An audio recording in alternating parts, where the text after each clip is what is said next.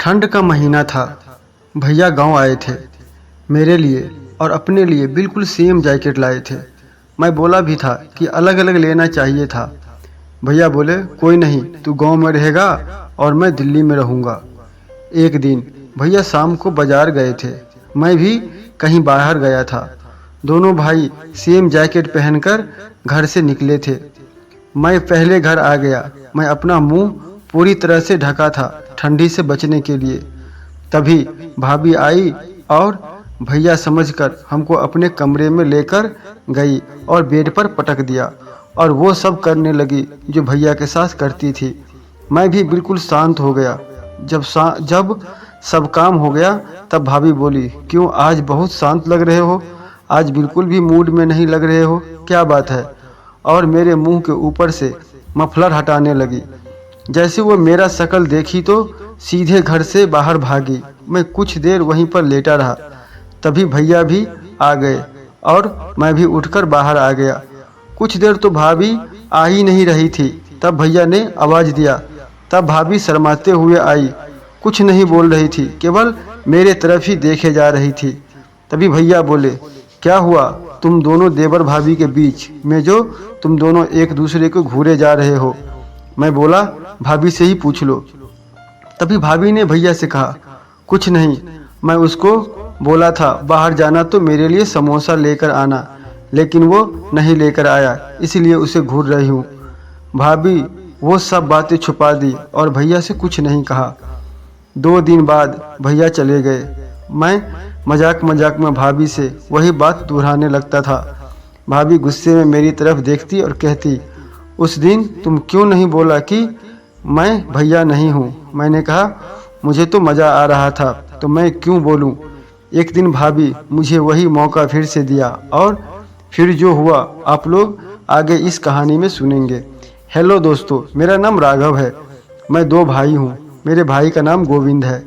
भैया का शादी हो चुका है और वो दिल्ली में एक मल्टीनेशनल कंपनी में काम करते हैं।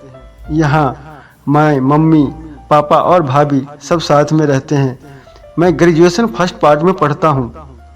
अपने गांव में ही एक कॉलेज में मेरा एडमिशन था।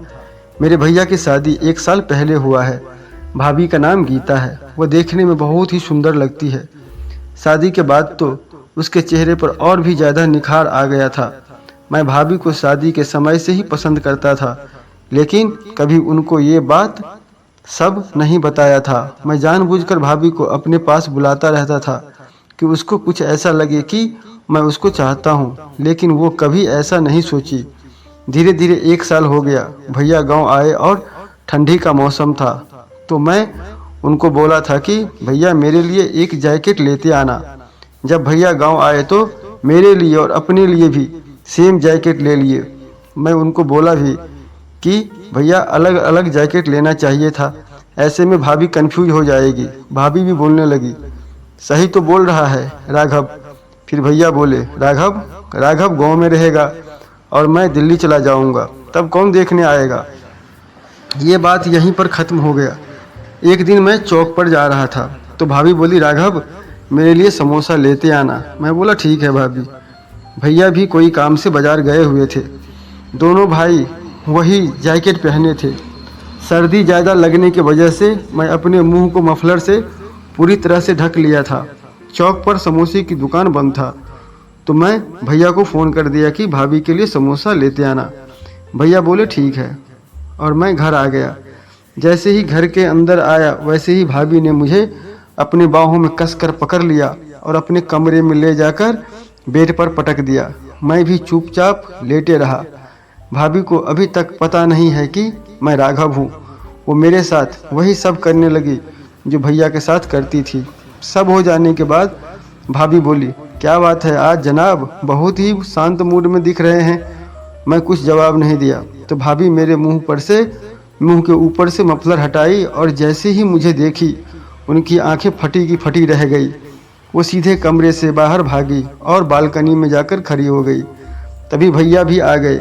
मेरा नाम लेकर राघव आवाज़ देने लगे। मैं बाहर आया तो मुझे समोसे की थैली थमाते हुए बोले, भाभी कहाँ गई है? मैं बोला, अभी तो इधर ही थी, पता नहीं कहाँ चली गई। मैं भी जोर जोर से भाभी भाभी आवाज़ लगाने लगा। तभी धीरे धीरे कदमों से आई, एकदम मासूम सा चेहरा बनाई हुई मेरे तरफ देखने लगी। भैया बोले, क्या हुआ राघव, तुमने कुछ कहा है क्या? मैंने कहा, मैं तो कुछ नहीं कहा है, भाभी से ही पूछ लो क्या हुआ। भैया प्यार से कंधे पर हाथ रखते हुए पूछा, क्या हुआ गीता, आज बड़ी उदास लग रही हो। मुझे तो डर भी लग रहा था कि कहीं भैया को सब बातें न बता दे, लेकिन भाभी ने बात को घुमाते हुए कहा, मैं राघव को समोसा लाने को कहा था, लेकिन वो नहीं लेकर आया। तभी भैया ने कहा, मैं तो लेकर आया हूँ ना, चौक पर दुकान बंद था और राघव ने मुझे फ़ोन कर दिया था कि भाभी के लिए समोसा लेते आना। जैसे भाभी सब कुछ भूल गई और समोसा खाने लगी। मैं भी बोला, भाभी एक मुझे भी दे दो। पहले तो मेरे तरफ बड़े ही गुस्से में देखी और फिर प्लेट में समोसा निकाल कर दिया। ऐसे ही मस्ती मजाक करते करते 10 दिन बीत गए। भैया को वापस दिल्ली जाने का समय आ गया। मैं भैया को रेलवे स्टेशन छोड़ने के लिए चला गया। भैया को ट्रेन में बैठाकर मैं वापस आने लगा। तभी भाभी का फ़ोन आया और कहने लगी, राघव अनार लेते आना उधर से। मैं केवल अनार ही मैंने कहा, केवल अनार ही या और कुछ? भाभी बोली, अनार लेकर तुम सीधे घर आ जाओ। मैं जब घर आया तो भाभी भैया से बात कर रही थी। मैं भी अनार भाभी के कमरे में रखकर हॉल में टीवी देखने लगा। कुछ देर बाद भाभी प्लेट में अनार काट कर लाई और मुझे खाने को कहने लगी। मैं बोला, आप खाओ, मुझे अच्छा नहीं लगता। तभी भाभी बोली, मुझे तुमसे कुछ बात करना है। मैं बोला, हाँ कहो ना, क्या बात है। जैसे ही भाभी ने मुझे कहने लगी तभी पापा आ गए और सोफा पर बैठ गए।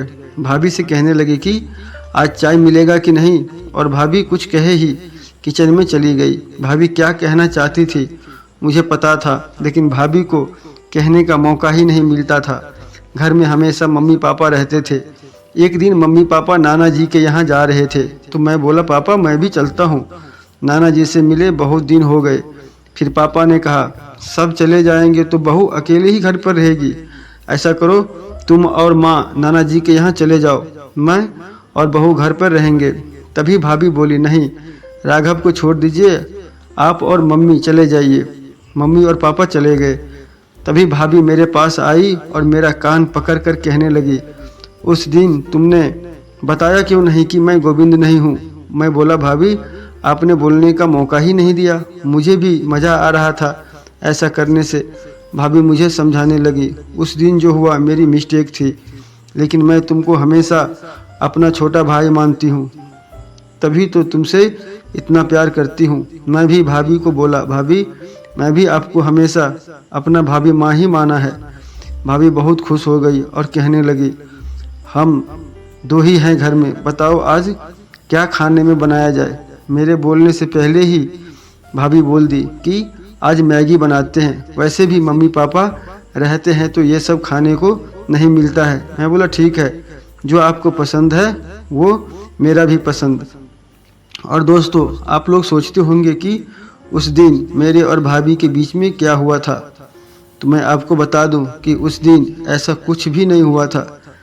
जैसे ही भाभी ने मुझे अपने कमरे में ले गई और मेरे तरफ से कोई प्रतिक्रिया न होने पर भाभी समझ गई कि मैं राघव हूँ और मुझे एक थप्पड़ भी लगी थी।